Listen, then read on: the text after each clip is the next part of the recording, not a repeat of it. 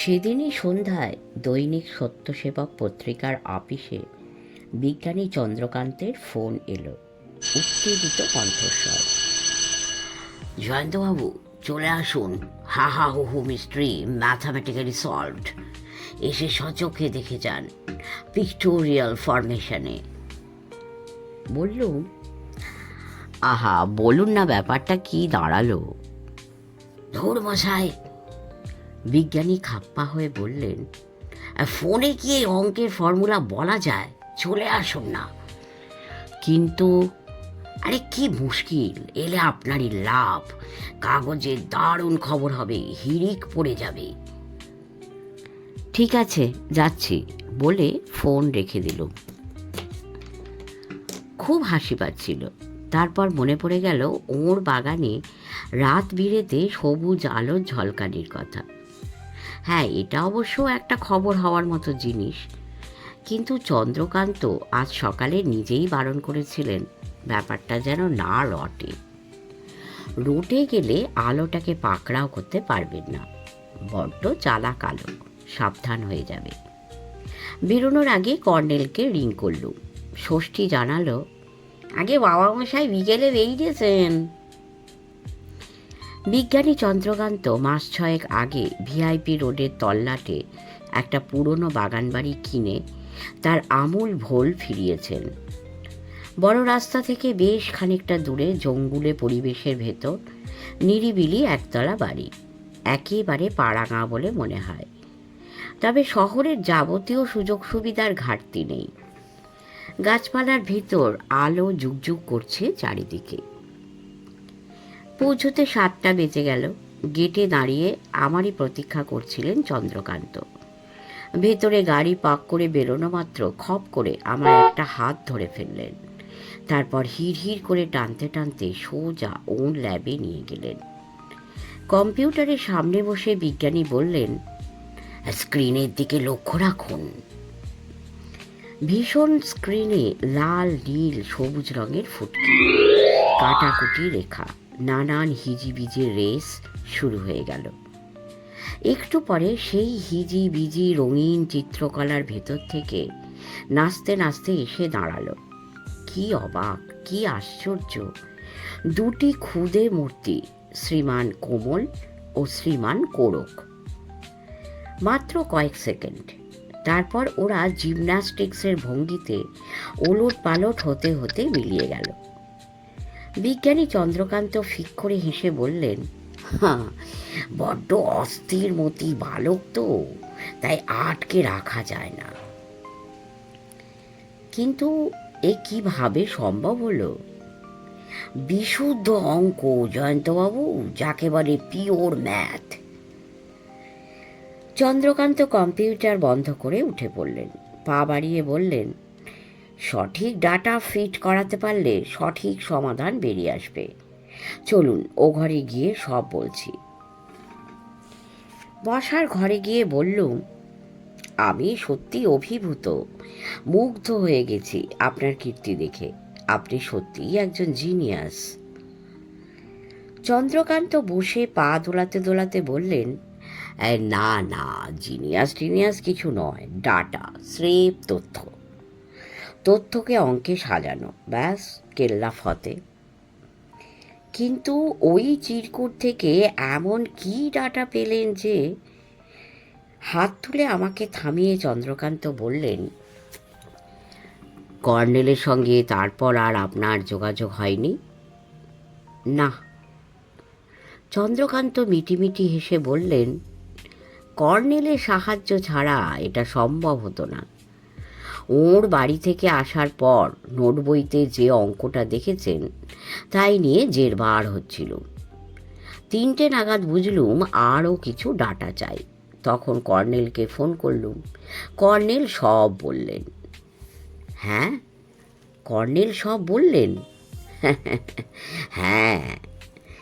চন্দ্রকান্ত শিশুর মতো খুব খুব করে হাসতে থাকলেন। কিন্তু তা থেকে কোমল আর কোরকের ছবি কিভাবে ভিশন স্ক্রিনে ধরা পড়ল? চন্দ্রকান্ত হাসি থামিয়ে বললেন, হ্যাঁ, এটাই আধুনিক জ্যোতি পদার্থ বিজ্ঞানের প্রযুক্তি কৌশল জয়ন্তবাবু। তবে একটা ব্যাপার আপনি এখনও জানেন না, আমিও আজ সকাল অবধি জানতাম না। সেটা হলো অমর আর সবিতা, মানে আপনার এই হা হা হুহুর বাবা মা আমারই কলিগ ছিল। ব্যাঙ্গালোর অ্যাস্ট্রোফিজিক্স রিসার্চ ইনস্টিটিউটে আমরা একসঙ্গে কাজ করেছি এক সময়। ওরা কলকাতায় সাহা ইনস্টিটিউটে চাকরি নিয়ে চলে এলো, তারপর আর যোগাযোগ ছিল না। কর্নেলের কাছে অ্যাক্সিডেন্টে ওদের মৃত্যুর খবর শুনে মনটা খারাপ হয়ে গেছে।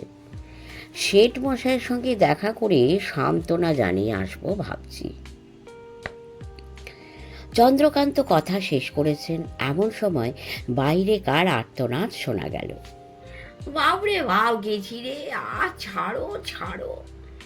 তারপর হিরে গলায় চিৎকার, চন্দ্রকান্ত বাবু, বাঁচান বাঁচান। চন্দ্রকান্ত তড়াক করে উঠে বাইরে গেলেন। আমিও বেরিয়ে এলুম। দেখলুম চন্দ্রকান্ত বারান্দায় একটা সুইচ টিপে দিলেন। বাঁ দিকে একটা উজ্জ্বল আলো চোখে পড়ল। সেই আলোয় এক অদ্ভুত দৃশ্য দেখা গেল। গোয়েন্দা হালদার মশাইকে শূন্যে তুলে ধরেছে। হ্যাঁ, চন্দ্রকান্তের সেই বেঁটে রোবটই বটে, যার নাম ধুরন্ধর। যাই হোক, দুঃখও হলো, রাগও হলো। সকালে অমন কাণ্ডের পরেও দেখা যাচ্ছে হালদার মশাইয়ের শিক্ষা হয়নি। নাক গলানো স্বভাব যাবে কোথায়? চন্দ্রকান্ত হাঁক দিয়ে বললেন, ধুরন্ধর, ট্রিউ ট্রাউ ট্রাট। নিশ্চয় রোবটের ভাষা। দেখলুম বিদঘুটে যন্ত্র মানুষটি হালদার মশাইকে ঘাসে দাঁড় করিয়ে দিল। তারপর গট গট করে হেঁটে বাগানের বারান্দার অন্ধকার দিকটায় চলে গেল। হালদার মশাই শটান এসে বারান্দায় উঠলেন। মুখে যথারীতি কাঁচুমাচু হাসি, সকালবেলাকার মতোই। চন্দ্রকান্ত ফ্ল্যাশ লাইটের সুইচ অফ করে বললেন, হ্যাঁ, তাহলে মিস্টার হালদার, দেখলেন তো, যেখানে সেখানে নাক গলানোর বদভ্যাস না ছাড়লে কি দুর্গতি ঘটতে পারে। আমার বাড়িতে আপনার সব সময় অবারিত দ্বার, এভাবে লুকিয়ে আসার কোনো দরকার ছিল কি? হালদার মশাই হাসবার চেষ্টা করে বললেন, হ্যাঁ, বুঝলেন না, প্রফেশনাল হ্যাবিট। তবে আমি আপনার ভালোর জন্যই ওঁত পাতে এসেছিলুম। সেদিকটাও আপনার এবার ভেবে দেখা উচিত। উইদাউট ফি, একেবারে বিনি পয়সায়, মাইন্ড দ্যাট। চন্দ্রকান্ত তেমনি গম্ভীর মুখে বললেন, ভেতরে আসুন। ঘরে ঢুকে পা ছড়িয়ে বসে হালদার মশাই বললেন, আজ জয়ন্তবাবু কতক্ষণ? বললুম, এইমাত্র। চন্দ্রকান্ত ভেতরে গেলেন। হালদার মশাই বললেন, এই কর্নেল স্যার এলে ভালো হতো। কেন বলছি জানেন? এই সবুজ আলোর ব্যাপারটা আমার মনে হচ্ছে সকালের ব্যাপারটার মতো হোক্স নয়। আপনার কি ধারণা? না, হোক্স নয়, কারণ চন্দ্রকান্তবাবু ধুন্ধুমারকে পাহারায় রেখেছেন। এই ধুন্ধুমার না ধুরন্ধর? বলে হালদার মশাই ফিক করে হাসলেন। ওই ব্যাটার ছেলে যন্ত্রমন্তরটা? ওটা একটা রোবট হালদার মশাই। ওই হলো আর কি। হালদার মশাই হাত পা ছুঁড়ে রক্ত চলাচলের ব্যায়াম শুরু করলেন। কি ঠান্ডা রে বাবারে, কি শক্ত আবাস! হাড় অনড়িয়ে দিয়েছে পাজিটা, গুন্ডাটা হতো।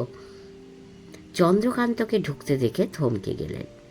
চন্দ্রকান্তের হাতে ট্রে, মুখে অমায়িক ভাব। ট্রে টেবিলে রেখে বললেন, হাত লাগান প্লিজ। জয়ন্তবাবু, আমার কাজের লোক বলতে ওই ধুন্ধুমার। ধুরন্ধরও মাঝে মাঝে বলি, কিন্তু এখন সে পাহারা দিচ্ছে। আমি আবার এসব কাজে একেবারেই অকম্মা।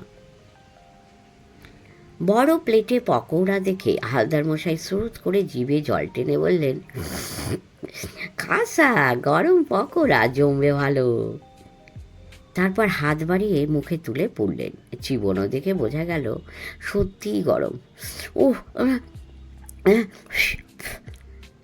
একটু অবাক হয়ে বললুম, 8 মিনিটের মধ্যে গরম পকোড়া ভেজে ফেললেন চন্দ্রকান্তবাবু? আর বলছেন আপনি এসব কাজে অকম্মা? চন্দ্রকান্ত মিঠে হাসলেন। কম্পিউটারের কাজ, সিনথেটিক পকৌড়া। হালদার মশাই কানই দিলেন না, সানন্দে চিবোতে থাকলেন। আমি একটু ইতস্তত করে বললুম, সিনথেটিক পকোড়া মানে সত্যিকারের পকোড়া নয়? হুম। এ কী জিনিস দিয়ে তৈরি বলুন তো? কয়েক রকম সিনথেটিক ফাইবারের সঙ্গে একটু ভিটামিন মিশিয়ে। ঝটপট বললুম, বুঝেছি। হালদার মশাই একা প্রায় পুরো প্লেট সাবার করলেন। ভয় হলো এবার পেটের কেলেঙ্কারিতে না পড়েন। কফিতে চুমুক দিতেও ভয় করছিল, কি জানে সিনথেটিক কফি কিনা। জিজ্ঞেস করতে সাহস হলো না। অবশ্য কফিটা কফির মতোই দেখতে। চন্দ্রকান্ত ঘড়ি দেখে বললেন, কর্নেলের আসবার সময় হয়ে এলো। বললুম, কর্নেল আসবেন নাকি? হ্যাঁ, 7:30টায় পৌঁছানোর কথা। হালদার মশাই খুশি হয়ে বললেন, এই সবুজ আলোওয়ালা বদমাসগুলোর এরাতেরই দফারফা হবে। কর্নেল স্যার তো আর আমি নন। কফি শেষ করে চন্দ্রকান্ত বেরিয়ে গেটের দিকে গেলেন। তখন হালদার মশাইকে বললুম, কম্পিউটারের ভিশন স্ক্রিনে কোমল আর কোরকের ছবি দেখলাম, জানেন? হালদার মশাই সোজা হয়ে বসে বললেন, এই কার কম্পিউটার? কোথায় দেখলেন? চন্দ্রকান্তবাবু ল্যাবরেটরিতে। ওকে বললে হয়তো আবার দেখাবেন। অবাক হয়ে যাবেন হালদার মশাই। শুধু ডাটা মানে অঙ্ক এবং তথ্যের সাহায্যেই বলা যায় দুই যমজ ভাইয়ের ছবি ফোটাতে পেরেছেন চন্দ্রকান্তবাবু। তার মানেটা কি বুঝলেন? উনি হা হু রহস্য ঘরে বসেই ফাঁস করে ফেলেছেন। বলেন কি? খুবই অবাক হয়ে গেলেন গোয়েন্দা কে হালদার। মুখে কিছুক্ষণ কথা বেরোলো না। বাইরে গাড়ির চাপা গড়গড় শব্দ শোনা যাচ্ছিল। শব্দটা বাড়তে বাড়তে খুব কাছাকাছি এসে থামল। একটু পরে চন্দ্রকান্তের ওয়েলকাম ওয়েলকাম শোনা গেল।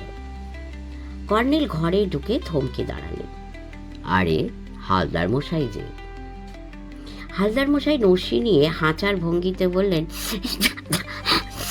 এসে গেছি আর কি। আশা করি সকালের মতো কোনো ঝামেলায় পড়েননি? হালদার মশাই ঝটপট স্বীকার করলেন, হ্যাঁ পড়েছিলুম।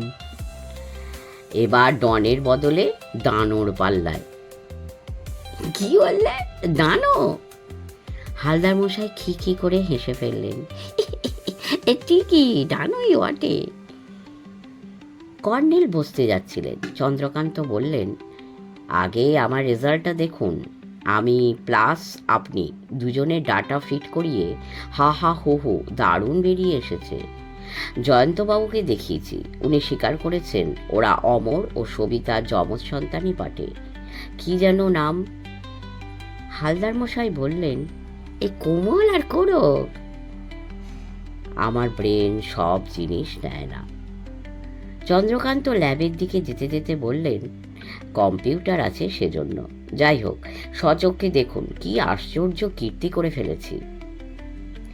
ল্যাবে ঢুকে কম্পিউটারের সামনে বসে চন্দ্রকান্ত আগের মতো বোতাম টেপাটিপি শুরু করলেন। স্ক্রিনে তেমনি হিজিবিজি রঙের রেস চলতে থাকলো। তারপর ওলট পালট জিমন্যাস্টিক্সের ভঙ্গিতে নাচতে নাচতে দুটি মূর্তি এসে গেল। কয়েক সেকেন্ড পরে মিলিয়েও গেল। হালদার মশাই বলে উঠলেন, ম্যাজিক ম্যাজিক, ভাবা যায় না।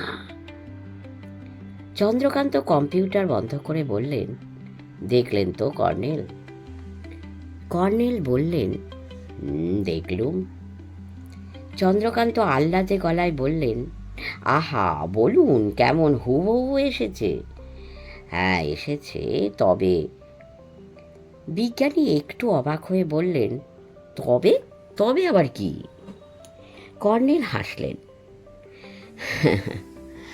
আপনার কৃতিত্ব অস্বীকার করছি না। স্ক্রিনে আমরা দুজন বালকের ছবি ঠিকই দেখলুম। তাদের চেহারা একই রকম, তবে। চন্দ্রকান্ত এবার বিরক্ত হয়ে বললেন, আরে কি মুশকিল, তবেটা কি? চন্দ্রকান্তবাবু, আপনি কি কোমল আর কোড়ককে দেখেছেন? না। চন্দ্রকান্ত জোরে মাথা দোলালেন। কিন্তু তাতে কি জয়ন্তবাবু, হালদার মশাই, আপনারাও তো দেখলেন। জয়ন্তবাবু দুবার দেখলেন, বলুন ঠিক আসেনি? হালদার মশাই বললেন, আলবাত এসেছে, সেই দুষ্টু ছেলে দুটোই বটে। কর্নেল হাসতে হাসতে বললেন, মানুষের ঘিলু আর কম্পিউটারের ঘিলু এক হতে পারে না চন্দ্রকান্তবাবু, ভুলে যাবেন না, মানুষই কম্পিউটারকে চালায়। যাই হোক, জয়ন্ত আর হালদার মশাইকে বলি, মনের মাধুরী মেশানো বলে কি যেন একটা কথা আছে না? স্ক্রিনে আমরা দুটো একই চেহারার বালককে দেখেছি এবং দেখা মাত্র তাদের উপর শ্রীমান কোমল আর শ্রীমান কোড়ককে আরোপ করেছি। স্মৃতির সঙ্গে মিলিয়ে দেখার জন্য যতটা সময় দরকার পাইনি। 1 সেকেন্ডে দেখা ছবি। পুরো ব্যাপারটা সাইকোলজিক্যাল কারচুপি। না চন্দ্রকান্তবাবু, তবু আপনার কৃতিত্ব অস্বীকার করছি না। নিছক ডাটা থেকে ছবি তৈরির ক্ষমতা খুব সোজা ব্যাপার নয়। আপনার এই কৃতিত্ব অসাধারণ। কনগ্রাচুলেশন। চন্দ্রকান্তবাবু এই প্রশস্তিতে খুব খুশি হলেন বলে মনে হলো না। ড্রয়িং রুমে গিয়ে মিনমিনে গলায় বললেন, বসুন, আর এক দফা কফি পকোড়া হোক। আমার বিজ্ঞ বন্ধু চোখ নাচিয়ে বললেন, সিনথেটিক কফিতে আপত্তি নেই, তবে সিনথেটিক পকোড়া চলবে না। চন্দ্রকান্ত ভেতরে চলে গেলেন, মুখখানি ম্রিয়মান। হালদার মশাই মন্তব্য করলেন, টেরিফিক। কি পকোড়া? কতগুলো খেয়েছেন? হালদার মশাই সহাস্যে পেটে হাত বুলিয়ে বললেন, রাত্রিরে আর কিছু না খেলেও চলবে। কর্নেল দাড়ি থেকে একটা রাত পোকা বের করে ছুঁড়ে ফেলে বললেন, চন্দ্রকান্ত বাবুর কাছে সিনথেটিক হজমি বড়ি চেয়ে নিতে ভুলবেন না হালদার মশাই। আগের মতোই শিগগির কফি নিয়ে এলেন বিজ্ঞানী চন্দ্রকান্ত। কর্নেল কফিতে চুমুক দিয়ে বললেন, সত্যি টেরিফিক। চন্দ্রকান্তকে অন্যমনস্ক দেখাচ্ছিল। ওকে খুশি করবার জন্য বললুম, কর্নেল জানেন, কোমল আর কোড়কের বাবা মা চন্দ্রকান্ত বাবুর কলিগ ছিলেন ব্যাঙ্গালোরে। কর্নেল বললেন, হ্যাঁ জানি, উনি আমাকে সব বলেছেন। হালদার মশাই বললেন, কি আশ্চর্য যোগাযোগ তাহলে। হ্যাঁ, আশ্চর্য বলা যায়। কর্নেল চুপ ধরালেন এবং ধোঁয়ার সঙ্গে বললেন, বিকেলে সাহা পারমাণবিক পদার্থবিদ্যা গবেষণা সংস্থায় গিয়েছিলাম, কারণ সকালে চন্দ্রকান্তবাবুর সবুজ আলোর কথাটা বলার পর থেকে মাথায় একটা প্রশ্ন ঘুরছিল। চন্দ্রকান্ত ভুরু কুঁচকে বললেন, প্রশ্ন? কি প্রশ্ন বলুন তো? অমর ও সবিতার সঙ্গে আমার শেষবার দেখা ওদের দুর্ঘটনার মৃত্যুর মাস 3 আগে। পরদিনই ব্রাজিলে চলে গেলুম। তা কথায় কথায় ওদের জিজ্ঞেস করেছিলাম কি নিয়ে রিসার্চ করছে ওরা। বলল, কসমিক রে, মহাজাগতিক রশ্মি নিয়ে। অদৃশ্য অতি সবুজ রশ্মিকে কিভাবে দৃশ্যমান করা যায় এবং করতে পারলে পার্থিব বস্তুতে তার কি প্রতিক্রিয়া ঘটে, এই ছিল ওদের গবেষণার বিষয়। চন্দ্রকান্ত নড়ে বসলেন। তারপর আজ বিকেলে সাহা গবেষণা সংস্থায় গিয়ে আমার পুরনো বন্ধু ডক্টর সতীশ চন্দ্রের সঙ্গে দেখা হলো। সৌভাগ্যই বলবো, তার কাছে জানতে পারলুম অমর ও সবিতা গবেষণায় সফল হয়েছিল। ব্যাপারটা দুজনে ডেমনস্ট্রেট করেছিল ওখানে, কিন্তু রিসার্চ পেপার ওখানে তন্ন তন্ন করে খুঁজেও পাওয়া গেল না। ডক্টর চন্দ্রের ধারণা পেপার ওরা জমা দেয়নি। যথা সময় যদি দিত তাহলে সেই পেপার গেল কোথায়? ওখান থেকে ছুটে গেলুম শেঠ মশাই দরিয়াগঞ্জ ভবনে। অমর সবিতার ঘরে তেমন কোনো কাগজপত্র নেই। শেঠ মশাই একটা সূত্র দিলেন শুধু, ছেলে বৌমার সঙ্গে সব সময় একটা কালো রঙের ব্রিফ কেস থাকতো, হয় ছেলের হাতে নয়তো বৌমার হাতে। দুর্ঘটনার পর থেকে সেটা আর দেখতে পাননি। হালদার মশাই একেবারে হাঁসফাঁস করে বললেন, রহস্য রহস্য, সাংঘাতিক রহস্য। চন্দ্রকান্ত নিজের বড় বড় চুল টানাটানি করছিলেন, মুখে উত্তেজনার ছাপ। বললেন, তাহলে তো সমস্যা। হালদার মশাই ঘন ঘন নস্যি নিচ্ছিলেন। আমি বললুম, কি চন্দ্রকান্তবাবু? চন্দ্রকান্ত বললেন, সমস্যা নয়, কেউ রিসার্চ পেপার থেকে সবুজ আলোর ফলমোড়া চুরি করুক, যন্ত্র তৈরি করুক, তার সাহায্যে যা খুশি করুক হতচ্ছাড়া, আমার পিছনে লেগেছে কেন?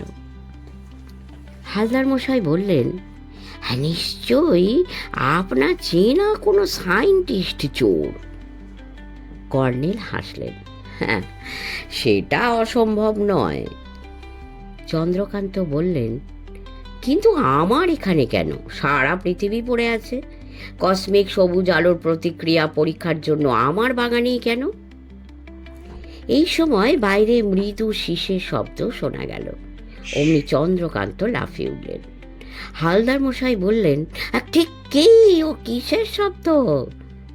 চন্দ্রকান্ত চাপা স্বরে বললেন, ধুরন্ধর টের পেয়েছে কিছু। কর্নেল, জয়ন্তবাবু আমার সঙ্গে আসুন। হালদার মশাইও আসতে পারেন, তবে সাবধান। আমাদের সেই ল্যাবের ভেতর নিয়ে গেলেন চন্দ্রকান্ত। একটা ড্রয়ার খুলে টর্চ লাইটের গড়নের কি একটা যন্ত্র বের করলেন। তারপর অন্য দরজা সাবধানে খুলে বেরোলেন। আমরা ওকে অনুসরণ করলুম। আঁকা বাঁকা করিডোরে মিটমিটে নীল আলো জ্বলছে। খানিক গিয়ে নিঃশব্দে দরজা খুললেন চন্দ্রকান্ত। বাইরে এদিকটায় ঘুরঘুরতে অন্ধকার, পোকামাকড় ডাকছে। অন্ধকার বারান্দায় চারজনে দাঁড়িয়ে রইল। একটু তফাতে লাল নীল হলুদ আলোর ফুটকি জ্বলছে নিভছে, নাড়াচাড়া করে বেড়াচ্ছে জন্তুর মতো কি একটা জিনিস। বুঝলুম উনি শ্রীমান ধুরন্ধর বা ধুন্ধুমার। মাঝে মাঝে চাপা শীষের শব্দ। তারপর দূরে এয়ারপোর্ট থেকে একটা প্লেন উড়ল। কয়েক মিনিট ধরে তুমুল গড় গড় শব্দ হতে থাকলো। তারপরে ডান দিকে খানিকটা দূরে টপ করে জ্বলে উঠল একটা উজ্জ্বল আলো, ক্রিকেট বলের সাইজ। শূন্যে মাটি থেকে অন্তত ফুট 10 উঁচুতে স্থির হয়ে ভেসে রইল আলোটা।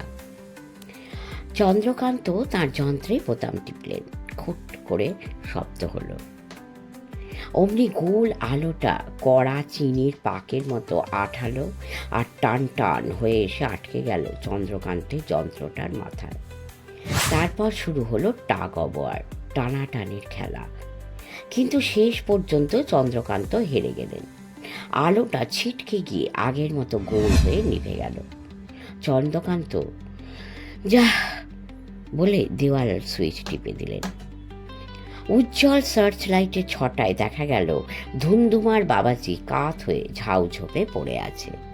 চন্দ্রকান্ত দৌড়ে গেলেন, আমরাও ছুটে গেলুম বেচারার কাছে। কে বা কারা রোবটটিকে অকেজো করে দিয়ে গেছে। চন্দ্রকান্ত ব্যস্তভাবে ওটার কল কবজা টেপাটেপি করেও জ্যান্ত করতে পারলেন না। ভাঙা গলায় বললেন, জয়ন্তবাবু, হালদার মশাই, প্লিজ একটু সাহায্য করুন, একে ল্যাবে ঢোকাতে হবে। ধুন্ধুমারের ওজন আছে বোঝা গেল। ওকে 3 জনে ধরাধরি করে নিয়ে যাওয়ার সময় লক্ষ্য করলুম কর্নেল টর্চ জেলে বাগানের ভেতর হন হন করে এগিয়ে চলেছেন। ল্যাবে হাসপাতালের অপারেশন টেবিলের মতো একটা টেবিলে ধুন্ধুমারকে শোয়ানো হলো। চন্দ্রকান্তের মুখ করুণ, ঘেমেছেনও প্রচুর। আশ্বিনের রাত্রিরে আজ গাছের পাতা নড়ে না, ভ্যাপসা গরম। কিন্তু ল্যাবের ভেতরটা এয়ার কন্ডিশন। চন্দ্রকান্ত ধূপ করে একটা চেয়ারে বসে মাথার চুল আঁকড়ে ধরে বললেন, একচক্ষু হরিণের অবস্থা হলো আমার। যেদিক থেকে হামলা হবে না ভেবেছিলুম সেদিক থেকেই হলো। জয়ন্তবাবু, আপনারা ড্রয়িং রুমে গিয়ে বসুন, দেখি কি কি ক্ষতি হয়েছে। দেখে নিয়ে আমি যাচ্ছি খন। সেই ঘরটাতে হালদার মশাই আর আমি গুম হয়ে বসে রইলুম কয়েক মিনিট। তারপর হালদার মশাই ফোঁস করে শ্বাস ফেলে বললেন, অবিশ্বাস্য, এমন ঘটনা কখনো ঘটতে দেখিনি মশাই। আলো কি দড়ি বলুন তো জয়ন্তবাবু, কি টানাটানি। বাইরে কর্নেলের সাড়া পাওয়া গেল। ঘরে ঢুকে বললেন, কি হালদার মশাই, কেমন বুঝছেন?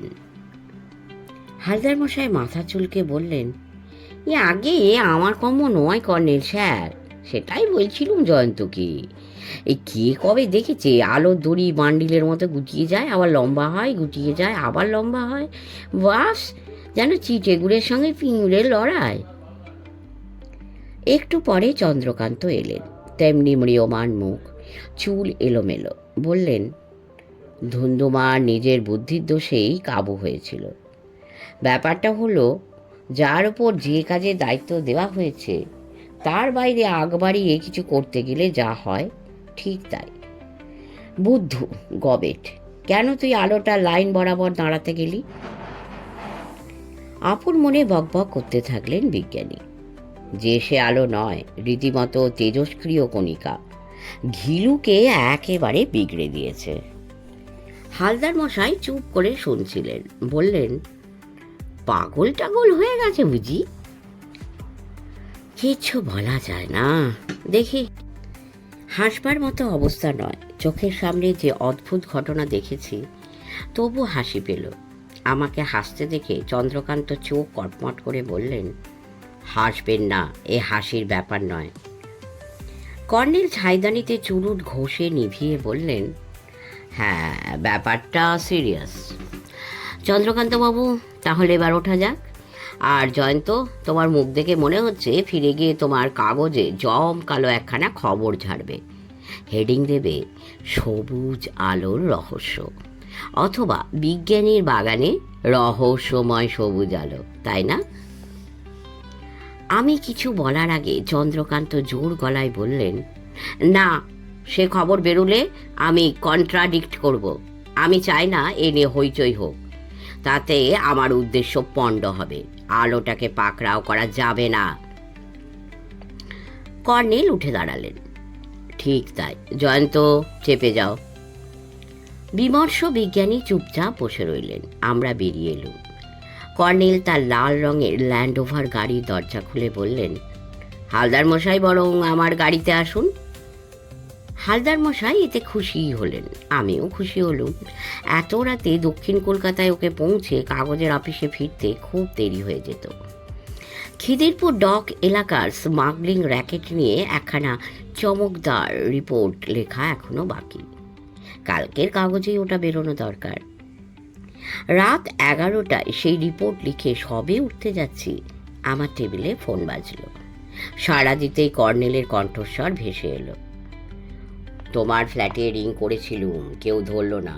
ভাবনা হলো কোনো ঝামেলায় পড়লে নাকি। না, নিরাপদেই ফিরেছি। আপনারা? আমরাও নিরাপদে ফিরেছি। তবে তবে লেক ভিউ রোডে হালদার মশাইয়ের ফ্ল্যাটে গেছো কি কখনো? গেছি। কেন বলুন তো? ওর ফ্ল্যাটের কি হলে একটা চিরকুট গোঁজা ছিল, তাতে লেখা আছে, সাবধান, ইতি হা হা হু হু। তুমি বরং। চমকে উঠেছিলুম, তারপর হাসতে হাসতে বললুম, এ তো কোর কীর্তি। জয়ন্ত, ওরা হালদার মশাইকে চেনে না। তাছাড়া ওদের দাদু ওদের কোথাও একা একা বেরোতে দেন না কখনো। তার চেয়ে বড় কথা, হালদার মশাইয়ের ফ্ল্যাটের ঠিকানাই বা ওরা জানবে কি করে? তুমি বরং সকালে একবার এসো। আর শোনো। বলুন। সবুজ আলোর খবরটা দৈনিক সত্যসেবকে ছাপানোর ব্যবস্থা করো। প্রথম পাতায় বক্স আইটেম করলে ভালো হয়, চোখে পড়ার মতো হওয়া চাই। চন্দ্রকান্তবাবু চটে যাবেন কিন্তু। উপায় নেই, সিচুয়েশন দ্রুত বদলে যাচ্ছে। ফোন রাখার শব্দ হলো। অন্তত 1 মিনিট চুপচাপ বসে রইলুম। তারপর সবুজ আলোর খবর লিখতে শুরু করলুম।